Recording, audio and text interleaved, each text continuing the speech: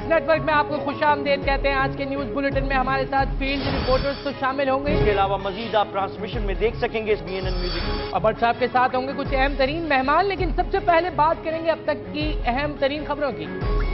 और पाकिस्तान के वजीर आजम मुल्जिम यूसुफ रजा गिलानी ने कहा है कि हुकूमत गिराने की बातें हो रही हैं और हमें काम नहीं करने दिया जा रहा।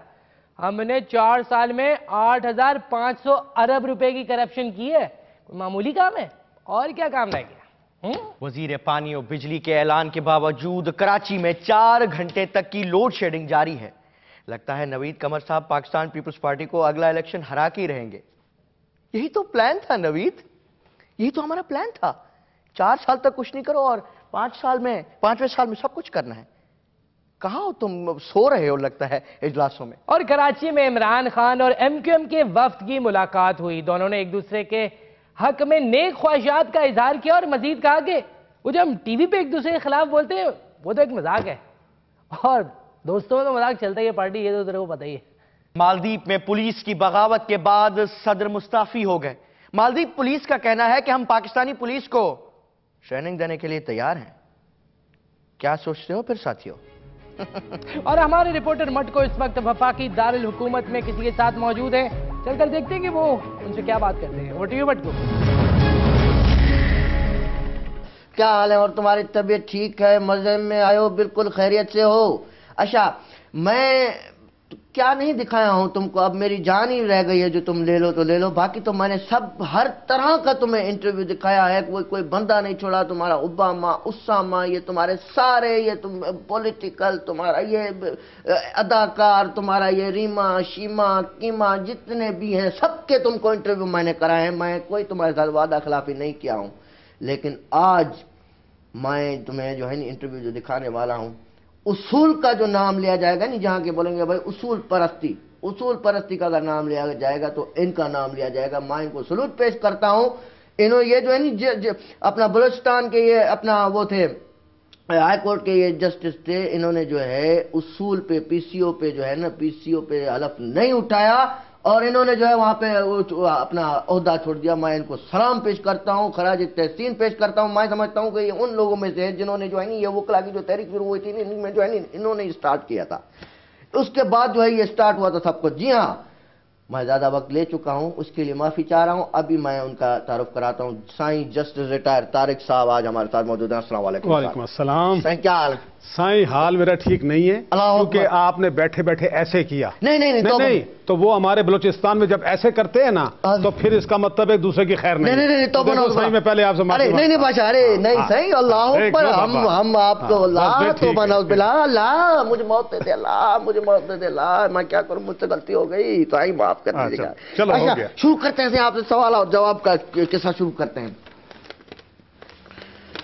मैंने अपने इंटरव्यू में भी कहा, मैं बार बार कहता हूं, डंके की चोट पे चढ़ के, अभी बैंक पे भी चढ़ के ना बाबा उधर मत जाना, ये ना उधर जाके फिर छलांग लगा। नहीं मतलब इतना ऊपर सबके सामने, सबके बुर्ज अरब सब पे चढ़ के मैं ये बात बोलता हूं कि आपने लॉयर मूवमेंट में आपका एक बहुत अहम किरदार। ना अली अहमद कुर्द का किरदार था। उसका भी है। वो कंधों पर वो चढ़ता था, मैं नहीं चढ़ता था। वो तो चीखे और वो एक अलग बात है। वो ढम तो एक सही अलग बात है, लेकिन आपका भी उस पे पीछे हाथ है ना। नहीं हाँ, ये भी मेरे पे इल्जाम है। वो कहते हैं साजिशी सारा यही था। तो बनाओ ये वो कहते थे कि बाकी तो सारे जलसे जुलूस में जाते थे ना, एतजाज साहब हो गया, कुर साहब हो गया, तो मैं जलसे जुलूस में सही नहीं जाता था, नाम नारे लगाता था। तो वो कहते थे असल साजिशी यही था। ये बोल रहे हैं उस वक्त ये बोलते थे। चलो आपसे फिर आगे सवाल भी करेंगे इस बारे में। अच्छा हुआ कि आपने जो है नहीं ये शुरू यहीं से माज खोल दिया। सुना है सर आप पशेमान हैं, ये जो स्ट्रगल आपने की लॉयर मोमेंट्स के बाद की जो सिचुएशन है, आपको थोड़ी पशेमानी हो? नहीं, पशेमानी नहीं है, पशेमानी नहीं है, गिला है हुक्मरानों पर।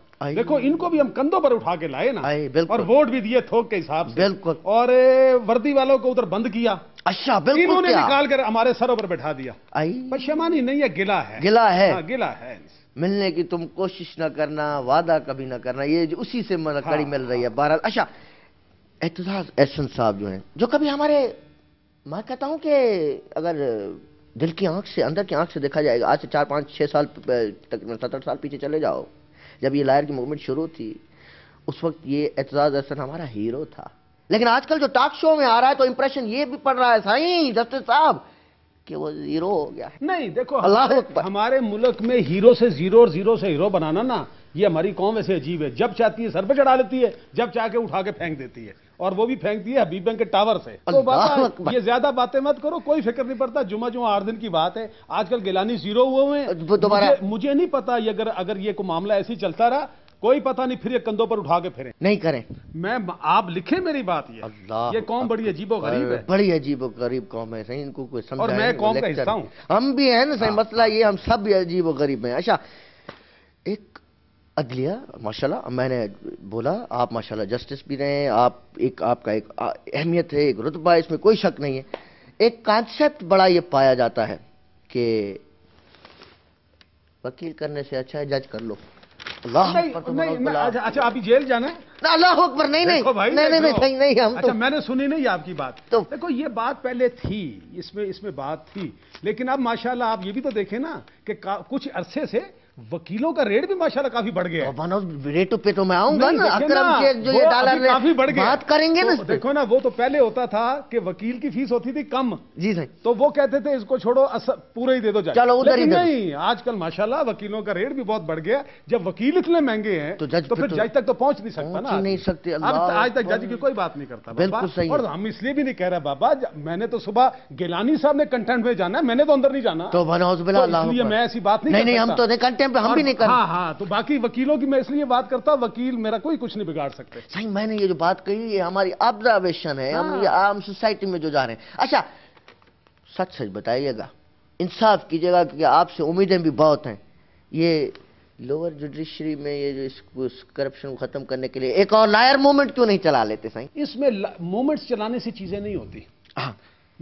अगर करप्शन खत्म होनी है ना, तो करप्शन आपको टॉप से खत्म करनी पड़ेगी। मैं आपको बताऊं, ये जो है गिलानी साहब और जरदारी साहब आज अगर फैसला कर लें कि इस मुल्क में करप्शन ने खत्म करनी है, आप यकीन जाने 6 महीने में समर आ जाएगा। लेकिन कियानी साहब भी कर ले, क्योंकि अब कियानी साहब फिर हम पर भारी हो गए हैं। हालांकि इनको हमने पीछे कर दिया था, लेकिन ये गिलानी साहब और ये जरदारी साहब का तोहफा है कि अब वो फिर ऊपर आ गए हैं। मेरा ख्याल वो भी थोड़ा फैसला कर ले, ये भी है, तो करप्शन आहिस्ता आहिस्ता खत्म हो जाएगी। सही, ये कर लें ना। मसला ही सारा ये है कि कर लें, नहीं खुदा कोई करे, इनको कोई कर लें। अभी तक तो 4 साल गुजर गए, कुछ तो कर लें। 4 साल में तो बस जो हुआ है वो तो फिर आपको पता ही है। सही, ये सवाल मैं बहुत लोगों से पूछा हूं। मैं जब भी अल्हम्दुलिल्लाह जब भी मैंने इंटरव्यू लिए हैं, जब भी जिनका इंसाफ से ताल्लुक है, मतलब कि किसी से है, तो हम उससे ये सवाल मैं करता हूं कि ये एक बड़ा एक नारा मशहूर हुआ था, रियासत होगी अम्मा जैसी, सबको ये कोशिश करके पालेगी। सही, ये मेरी जिंदगी में तो मैं मरने के बाद कोई ऐसी रियासत आए तो आए, हमारी जिंदगी में तो मुझे नहीं लगता कि मेरे कोई अम्मा जैसी रियासत आएगी। वो बात तो आपकी ठीक है, लेकिन रियासत जो उस जैसी बनाना किसने है? मैंने तो नहीं बनाना, वो बनाना था इन्होंने, यानी आपके बनाना वाला प्रोग्राम वाला नहीं, हमारा दूसरे बनाने वाली। अच्छा, दूसरे बनाने। तो वो जिन्होंने बनाना था ना, वो अभी खुद फैसला नहीं कर सके। ये गिलानी साहब और जरदारी साहब पर बोझ है, उनको सियासत बनानी थी, हमने तो नहीं बनाने थे, हम तो उसमें मोरे थे। ये बात तो आपने सही कह दी, मोरे ही थे। बहरहाल अल्लाह करे कोई अम्मा जैसी रियासत आ जाए, नहीं तो ये बच्चे तो रुल गए हैं। नहीं, अम्मा जो है ना एक ही होती है। आपको पता, दुनिया में एक ही चीज मुफ्त मिलती है और कोई चीज मुफ्त नहीं मिलती, और वो होता है माँ का दूध। तो अम्मा तो एक ही होती है। ये तो सही है। तो ये तो अभी सौतेली माँ से बुरे हो गए। सौतेली माँ सही, ये तो जुल्म कर रहे हैं सौतेली माँ। बाकी क्या सौतेले बस इससे क्या बने, भुगत रहे हैं हम सब इसमें। तो क्या इसकी तो कोई मिसाल हर तरफ हमें मिल रही है, आप देखें। अब बुलेटिन में शामिल करते हैं एक छोटा सा ब्रेक, मिलते हैं ब्रेक के बाद।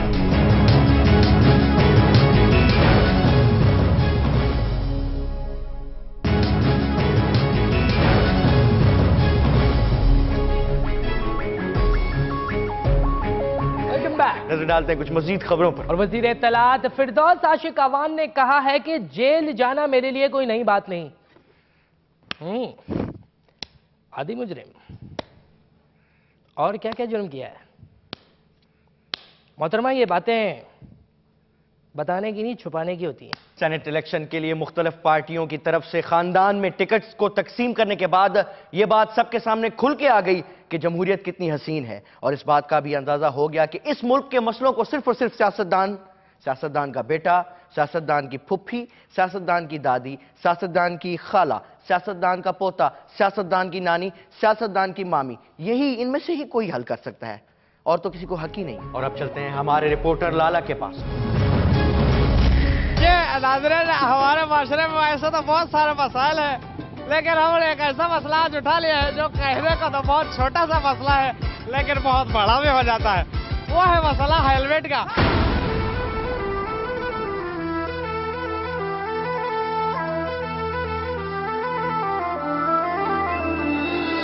अच्छा भाई, आप ये बताइए, आपने बड़ा अच्छा बात है कि हेलमेट आपने पहना है, सही सर का मसाज तो करता होगा पूरा रास्ते ही हेलमेट? जी करता है। अंकल आप ये बता दीजिए कि हेलमेट पहनने से आपका फायदा होता है या आपके सर का? हमारे सर का। आपका नहीं होता है? मेरा भी फायदा हो जाता है। या आपने उसको हेलमेट क्यों नहीं पहनाया हुआ? जैसा आपका जिंदगी है वैसे भाई का भी है। दूसरा भी ले लेंगे। आइए भाई, अंकल आप ये बता दीजिए, आपने हेलमेट क्यों नहीं पहना?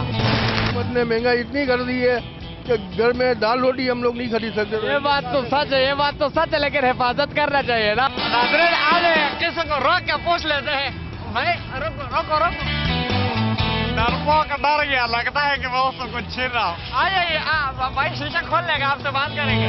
भाई आपने हेलमेट क्यों नहीं पहना? हेलमेट यहाँ पे हेलमेट का क्या काम है?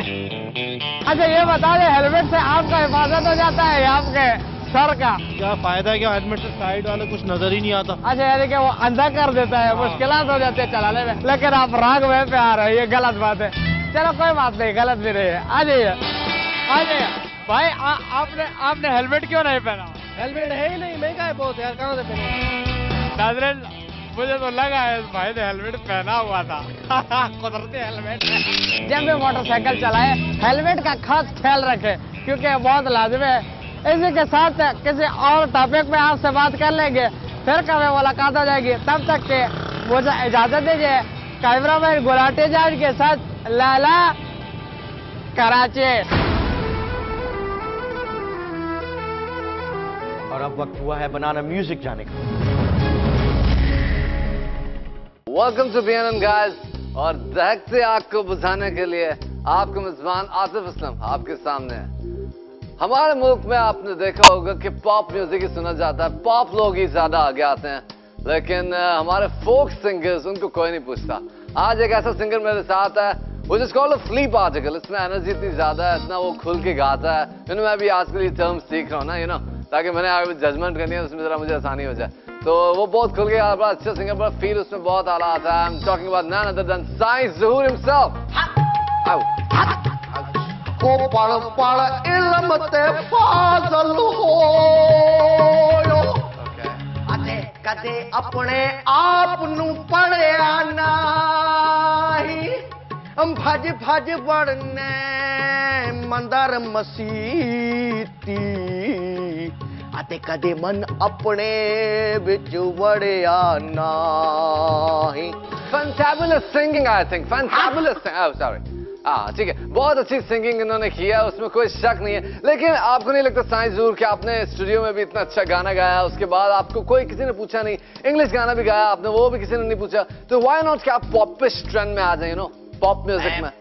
मैं बच्चा, मैंने इंग्लिश गाना भी गाया है, उसके मुझे 5,000 रुपये मिले हैं। 5,000, वाह, बहुत अच्छी बात, बहुत अच्छी बात। उसने मुझे कहा कि 60 लाख रुपए की जो है डील बनी है, जब मुझ तक पहुंचे तो 5,000 रुपये बचे हैं मुझ पे। हाँ, खुश हो गए, 5,000 भी बहुत है भाई, 5,000 भी कम नहीं है। अरे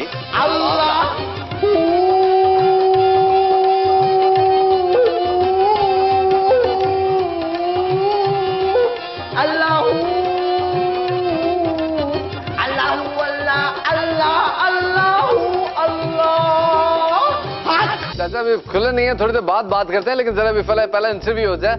लेकिन मैं आपको कहना चाह रहा हूँ कि आपने इतना ज्यादा म्यूजिक किया, आपको किसी ने नहीं पूछा, अब आप मेरे साथ एक गाना गाएं और हम लोग एक जुगलबंदी करते हैं, जैसे वो शहजाद मामू ने किया, तो उससे अच्छा हो जाएगा कि हम लोग भी हिट हो जाएंगे। जितना शहजाद कितने देगा पैसे? अरे क्या बावला हो गया है, 5,000 रुपए के लिए भी कोई बहस करता है क्या? अरे 5,000 रुपए मिलते हैं जियो का भला हो, ये जलूल की आवाज मैं निकालता हूँ। That's fantabulous, I think. That's amazing. That's amazing. तो एक गाना ऐसे करते हैं, मैं आपको एक गाना बताता हूँ, आप उसको अपने ट्रेंड में थोड़ा सा उसको आप एक जुगलबंदी करने की कोशिश करें, तो आप सबके लिए very basic song, मेरा सबसे basic song। न जाने कब से उम्मीद कुछ बाकी है, न जाने कब से उम्मीदें कुछ बाकी, अब तो आदत सी है मुझको ऐसे जीने में। अब तो आदत सी है मुझको ऐसे जीने में। बहुत अला, बहुत अला, बहुत अला। ऐसा गा दिया तो मैं तो फिर नजर ही नहीं आऊंगा कहीं पे, पैसे। तो नाज़रीन, मैं इनको जब तक पे करता हूँ, वैसे फिलहाल आपके इतने ज्वेलरी के लिए मेरे पास एक और तोहफा भी आपके लिए। ये मैं पता नहीं किससे चुरा के लाया था, ये रेस्टोरेंट में मिली थी मुझे। आपके हो गया, बहुत शुक्रिया, बड़ी नवाज़ आपके हो गए, थैंक यू। तो इसके अलावा इसका पैसे हो गया ना, हो गया वो पैसे चाहिए, पैसे हम बाद में डिस्कस करेंगे। फिलहाल एक चीज और पैसा। ऐनक वाला जिन इतना मशहूर हमारा एक किरदार गुजरा है, उसमें आपका किरदार क्या था? मैं वो हमोन जादूगर बना था। हमोन जादूगर नाज़रीन वही कैरेक्टर था जो कि दिमाग लड़ाता था, और ये इसी वजह से उन्होंने सर पे इतने बड़े पग पहनी हुई है। That's all for BNN guys. Stay tuned for more updates next week. See you there. पैसा निकाल। पैसा नहीं है यार, पैसे को जमाला दे दी ना, पैसे नहीं है। तब कोई नहीं, कोई बात नहीं, कोई बात नहीं। अब बुलेटिन में शामिल करते हैं एक छोटा सा ब्रेक, मिलते हैं ब्रेक के बाद।